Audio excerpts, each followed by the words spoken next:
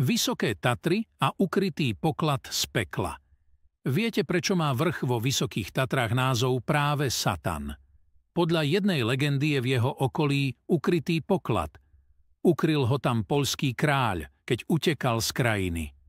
Dvaja bratia sa ho rozhodli nájsť a keď už boli po dlhých mesiacoch neúspešného hľadania zúfalí, jeden z nich povedal: tu nám pomôže vari len sám Satan. V tej chvíli sa zablískalo a zjavil sa pri nich sám Satan. Povedal im, že im pomôže nájsť poklad, ale musia mu sľúbiť, že po smrti budú patriť ich duše jemu. Bratom sa to najprv nepozdávalo, neskôr ich však na veľké bohatstvo presvedčil. Prikázal im dobre sa vyspať najesť a na druhý deň prísť na dohodnuté miesto.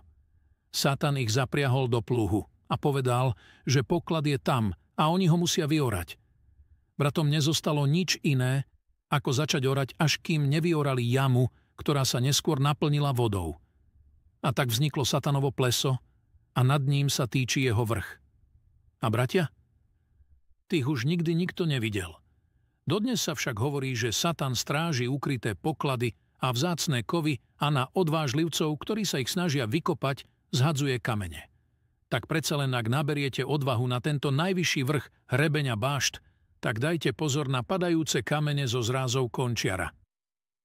Ak nesleduješ môj profil, pravdepodobne už nebudeš počuť ďalšiu legendu, ale ak áno, tak zanechaj srdiečko a buď pevnou súčasťou hrdej komunity Slovákov.